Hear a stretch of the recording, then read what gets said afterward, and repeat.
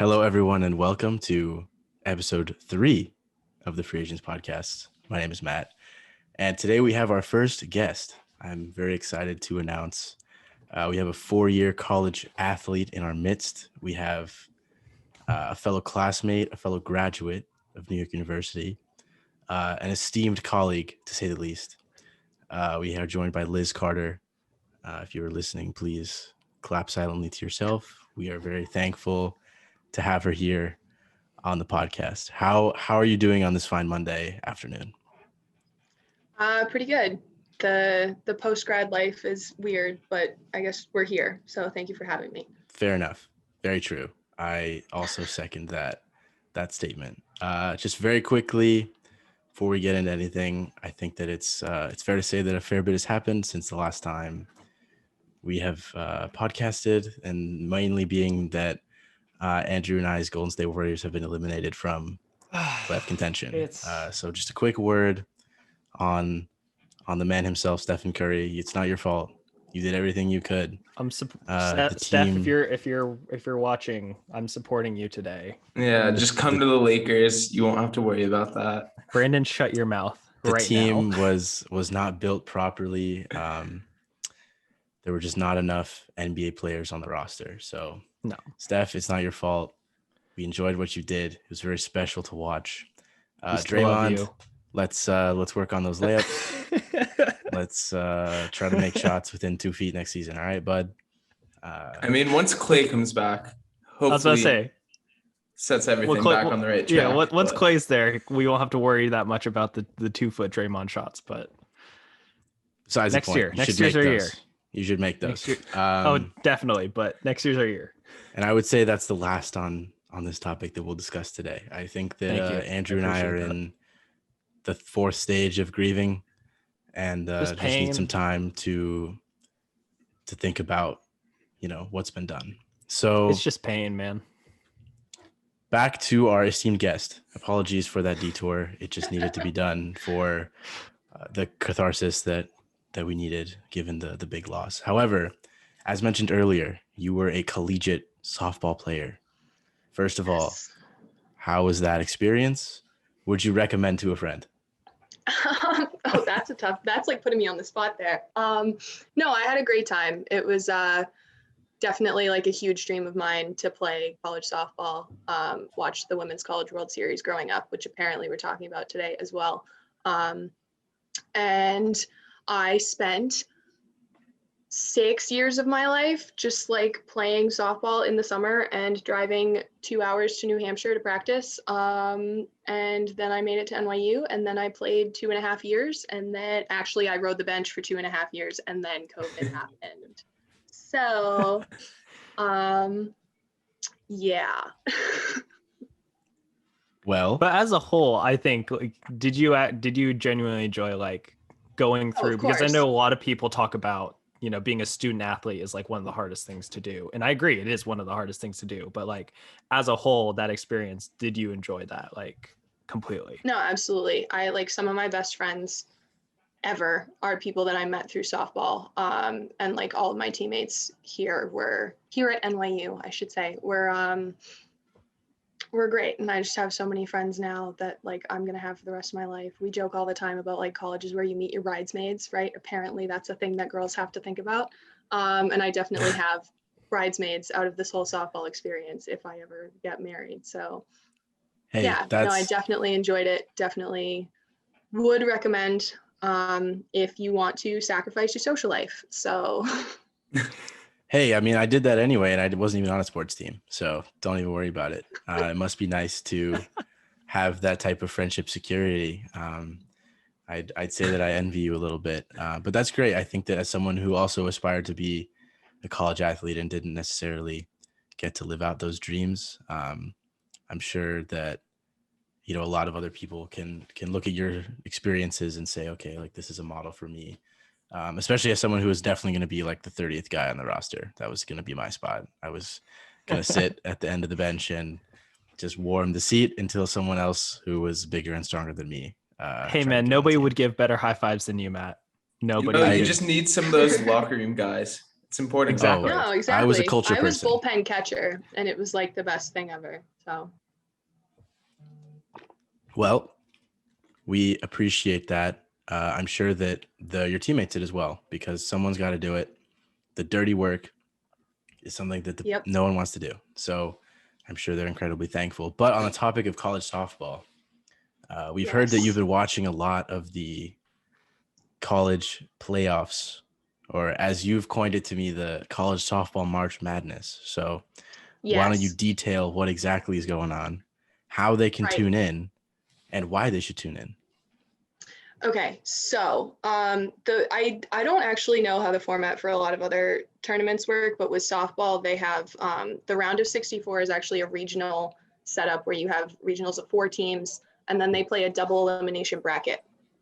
So one person comes out of the regional of 4, or one team comes out of the regional of 4, and then they have national seeds, and they go 1 through 16, and then those are like whoever's expected to make it out of the regional.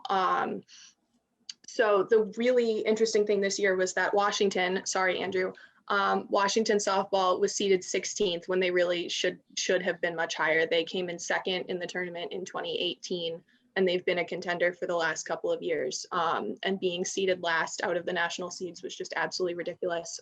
They ended up in a regional with Michigan, who has been making it like very far in the tournament for like my entire life. And they were just completely unseeded going into the tournament. And so like the matchups were weird. There were a ton of upsets. There were like Tennessee was a national seed. I think they were like 4th, and they got sent home from the regionals. So it's been wild. But yesterday I spent 6 hours parked in front of my computer watching every single softball game that was on ESPN. They do try to televise all of them, but you probably have to be like watching a lot of them online if that's where you want to watch it. Well, that sounds exciting. Yeah. 6 Are they hours one is a and long dones? time. Mm-hmm. Wait, Liz, are they one and done? So like, are there how many games do they play? So in each regional. It depends. So like I said, it's a double elimination bracket. So you have Right. So you have a winner's bracket and a loser's bracket, and then if you have to have like 7 games, then you have to have 7 games. So what Okay. happened with the Seattle regional, which was the Michigan and Washington matchup, Washington lost to Michigan on Saturday and then had to play Seattle in the loser's bracket to come back. So then when they played Michigan in the finals of the regional, they had to beat Michigan twice to move on, and they did that last night. I was up till it was a very good game. So but yeah, it's like the double elimination is weird, it's different, but it's also like very endemic to softball and how tournaments have been for my entire life. So it like makes sense to me, but I guess other people like get confused about it. But yeah, and then now they're in the super regionals, which is like then it becomes a normal bracket, but you play a best of 3 series at every stage of the bracket. So Gotcha. So then So who qualifies for the super regional tournament? sorry, Who qualifies for the super regionals? whoever wins each regional moves into the super regional, and then Okay. it's like a normal bracket. So the yeah. super regional is just all the winners of the regions, hence why it is Yes. the super region. The Super. super. Yes. So So That so explains it. they're calling it the Super 16. It's the Sweet 16 in the March Madness bracket, if we're comparing this to March Madness. gotcha. I'm But sure But then there were it's some. Get to- series, not just one and dones. Yes. And then once you get to like the Elite 8, that's what they finally call the Women's College World Series. And then that's another best of 3 bracket until you get to the championship. Is the Okay, it sounds championship like- best of 3 too?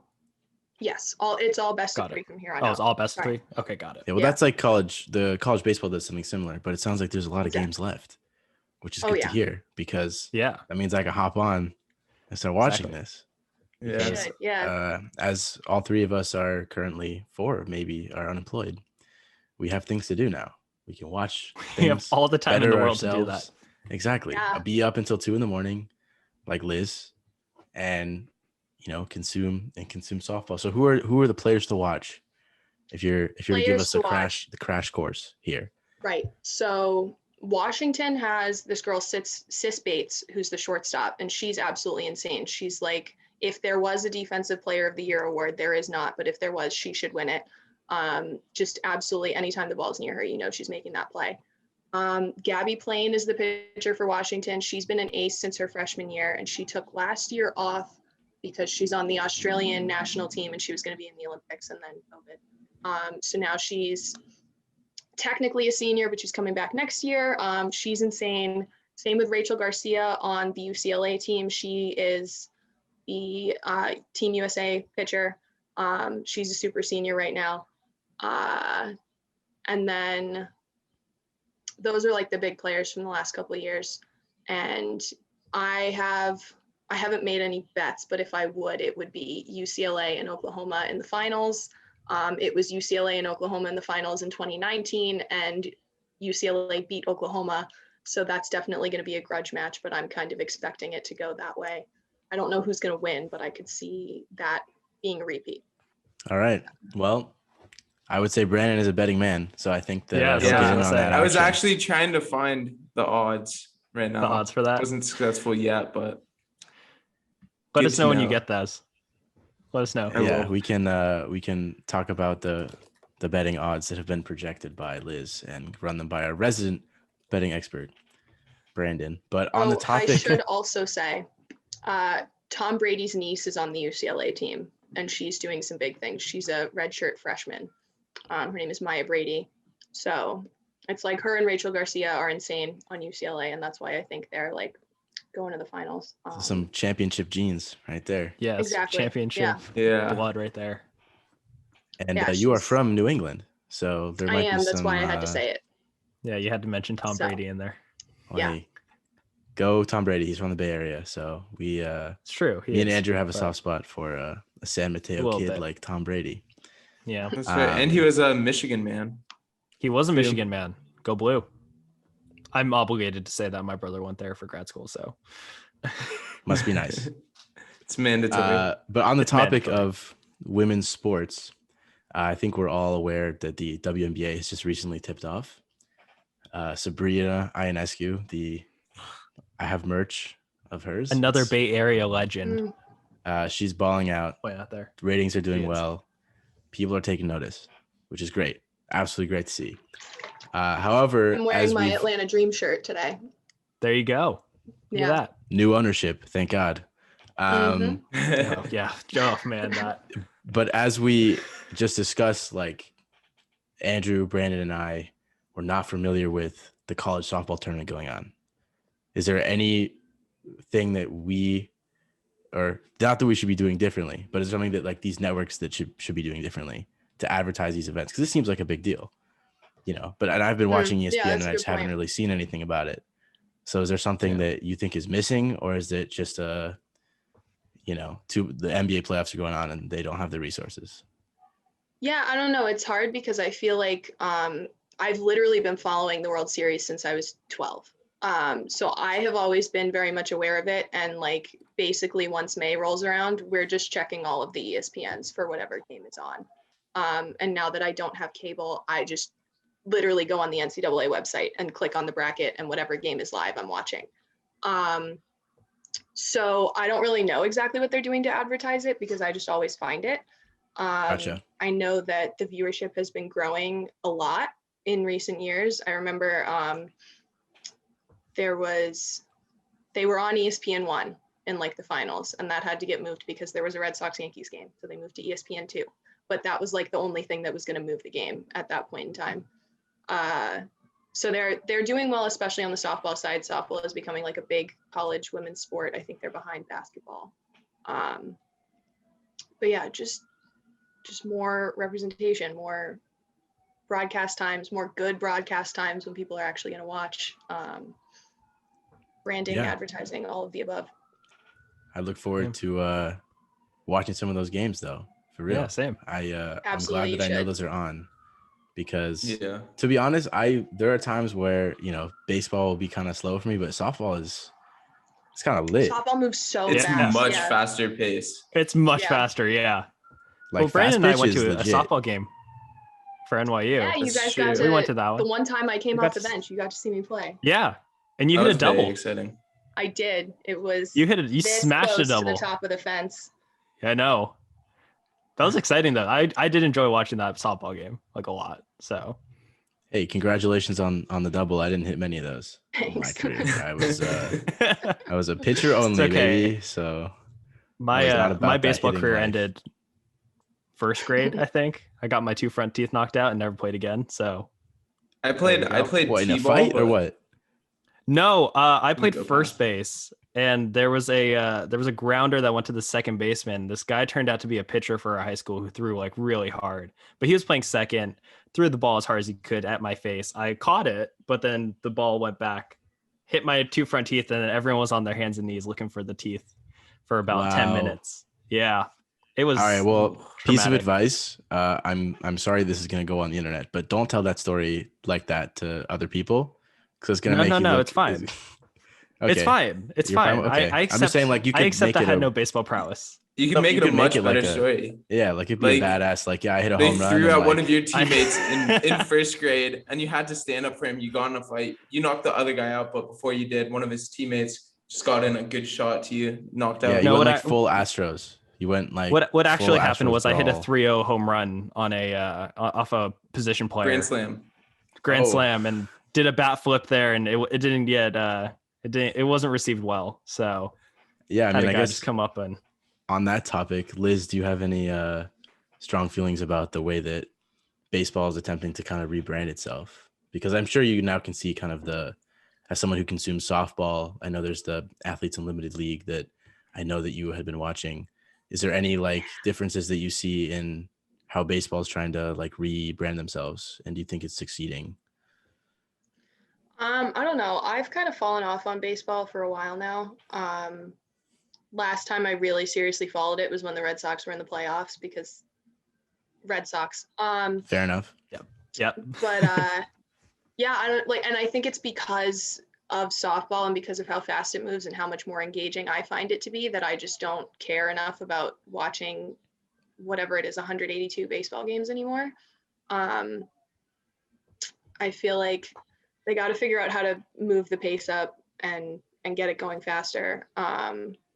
Not just strikeouts and home runs all the time. Like the reason softball is fun is because they just put the ball in play and you have to react to it. And I don't see that in baseball anymore. Yeah, I second that. I think Yeah. that as someone who actually, to preface all of this, I'm technically not unemployed.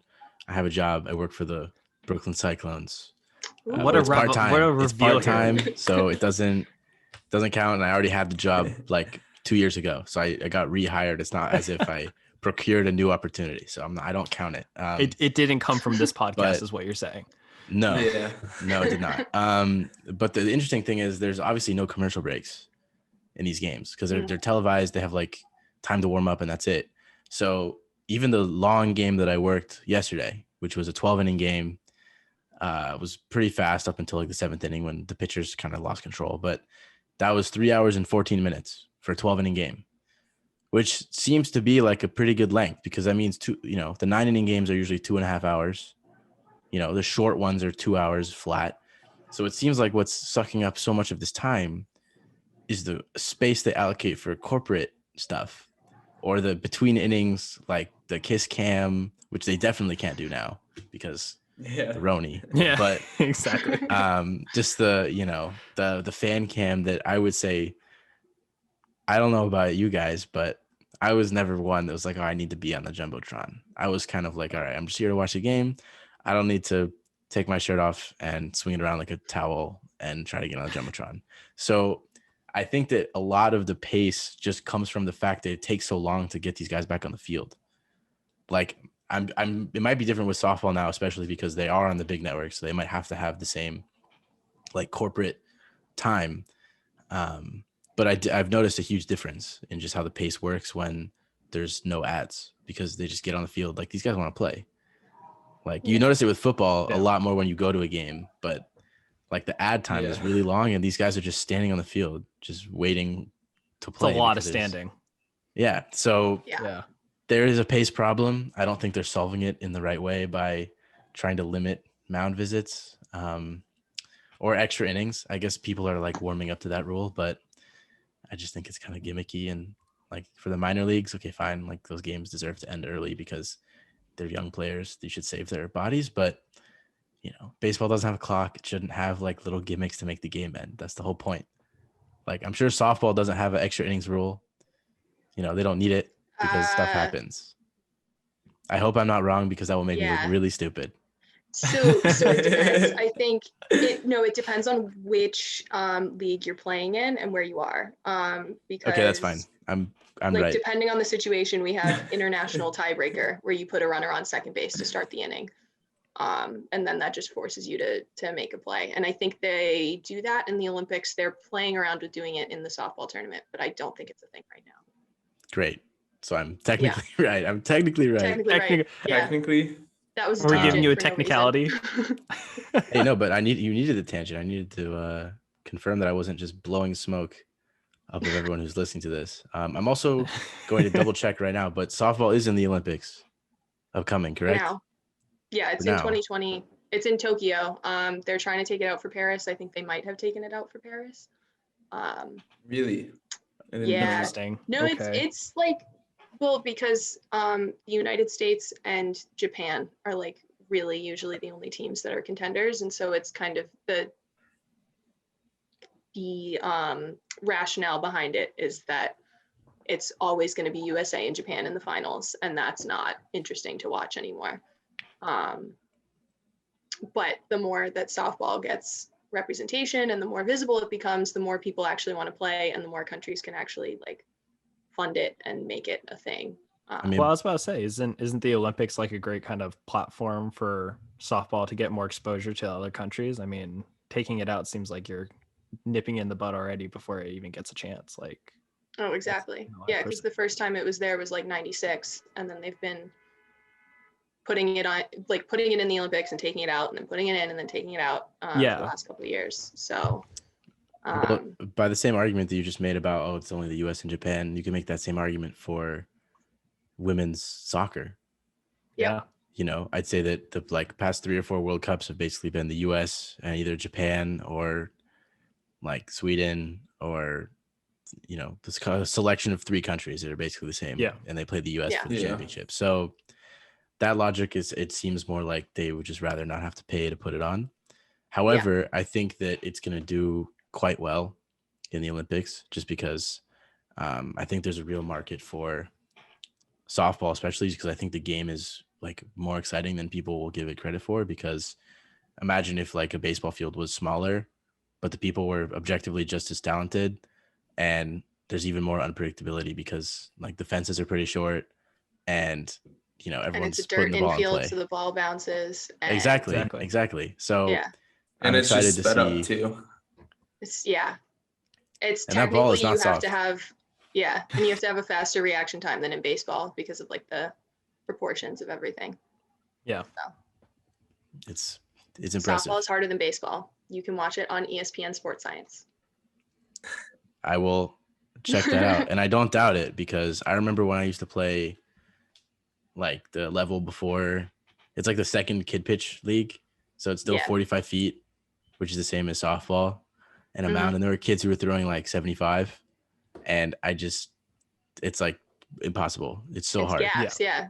So I have much respect for major leaguers who can hit anything because that's so hard. But like softball players who can hit the ball consistently, and especially because the barrels are smaller on softball bats as well. They're not as thick.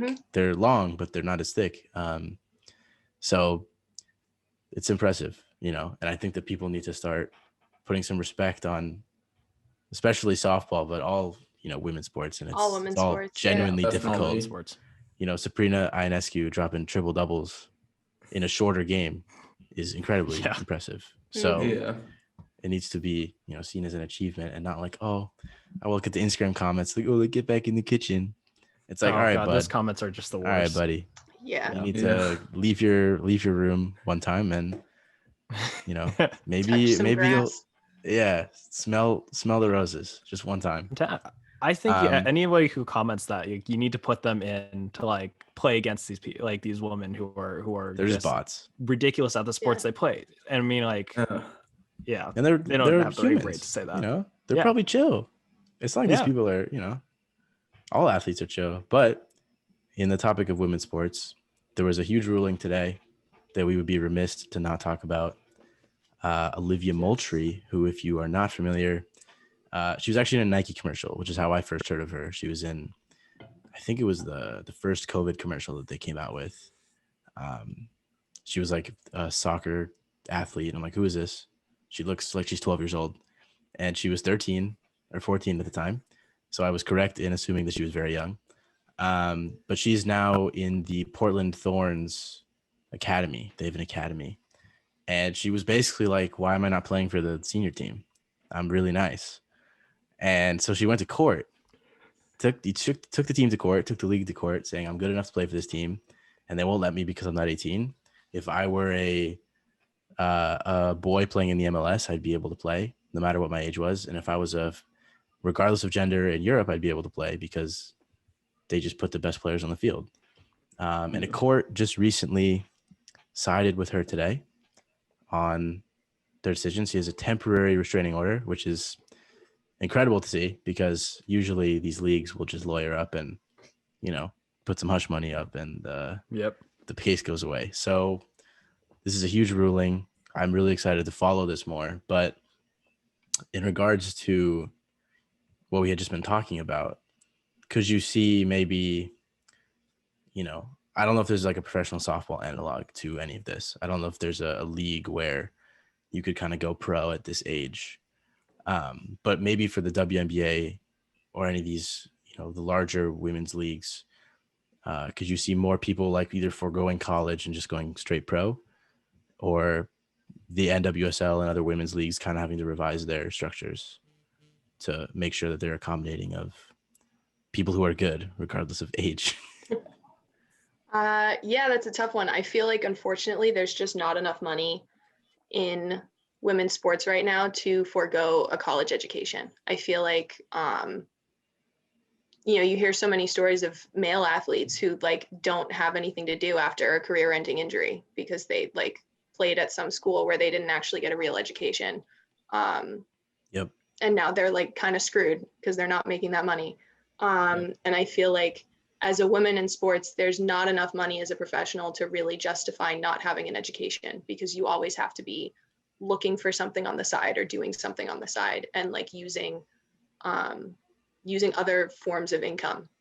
So I feel like until there is enough money in professional women's sports to really make that a justifiable decision, they're not going to be doing that, even if it's like allowed. Yeah, sadly, I would agree with that. I think that this Moultrie case is kind of exclusive to her because she is a prodigy, and even if she doesn't catch on in the NWSL, she'll go to Europe and she'll be a star somewhere else. She's really, really, really good. Oh, absolutely. Yeah. But that doesn't, you know, count for all of the millions of other college athletes that will play and, you know, are incredibly good at what they do. It's incredibly hard to be a college athlete, but it's also like a million times harder to be a professional just because there are so many.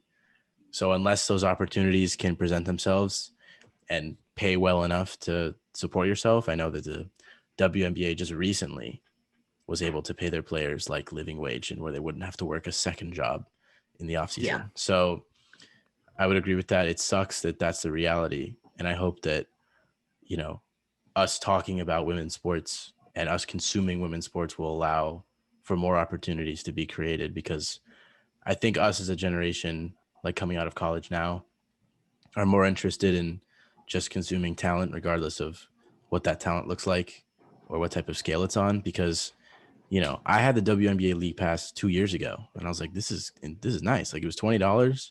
I go watch every game, and you know, there's more shooting than in the NBA. I mean, maybe not now, but 2 years ago for sure. 2 years ago, yeah. The original stretch center was from the WNBA because everyone has to be able to shoot, because there's not really much play at the rim, just because the people aren't as big, which I think objectively requires more skill. So I'm excited to see the future of what this ruling means, because I think it's going to mean there's going to have to be more tolerance in who gets to play, and that goes for all sports, not just women's sports. I think that, the NBA might have to take away the, college part, or not even the one and done. It's more just you could just do it by age. But, like if once you turn 18, you can join. If you want to go to college, power to you. If you don't, power to you. You can bet on yourself, and you can bet on going to college for a year and do that, or go to college for more than 1 year. Someone who went to college for 4 years, I can recommend the experience. I can't recommend it to your wallet, but the education was pretty solid.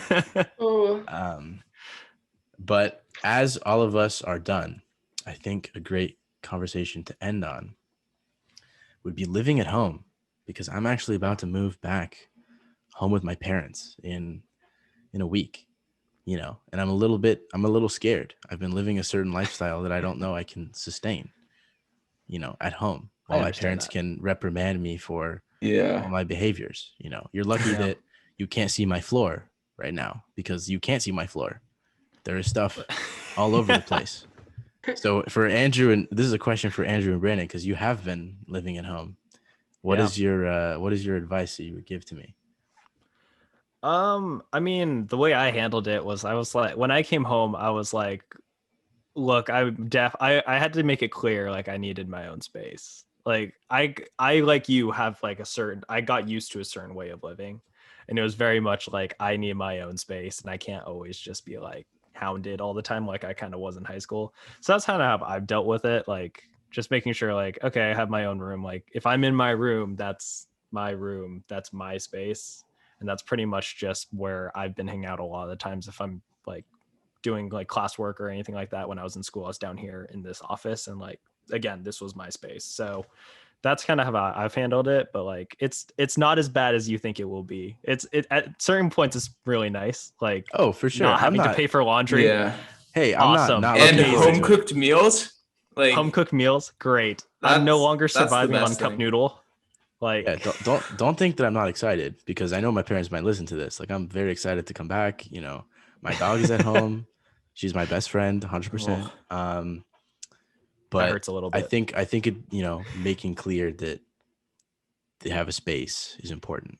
Not even like just to the people around you, but just to yourself, to know that, this is my space. But like, I got to keep it clean. There's no excuse for that.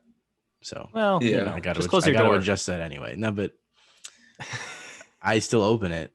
If I leave it open. Yeah, you're in there. You need it to be at least a certain level. Once you're back home, you realize like, can't be living like a complete slob. Not calling you a slob, but you can call me wow, that. It's okay. No.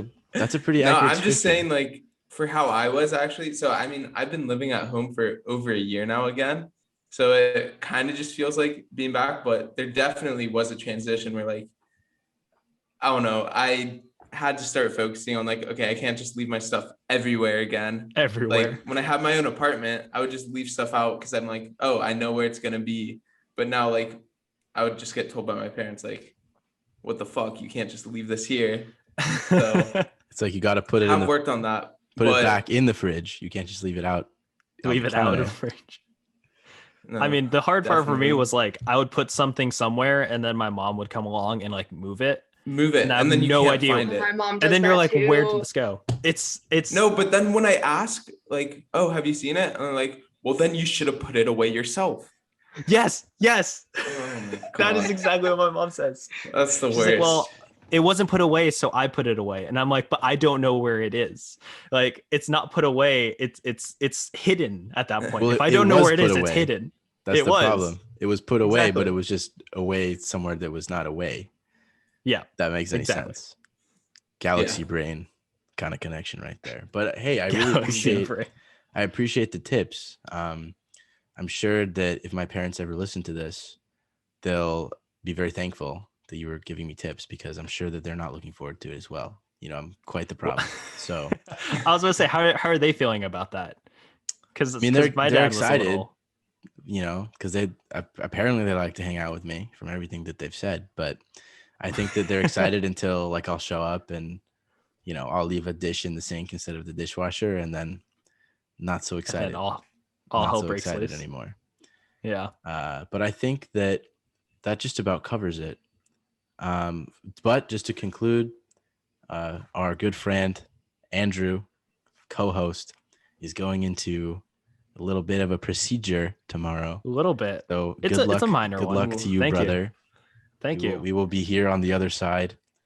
And Yeah. if not, I hope that the life insurance policy pays out well to your family. And don't worry, we went over that. Double check last on week. that before. Okay. Yeah, we did. Yeah. All right, great. They'll be covered.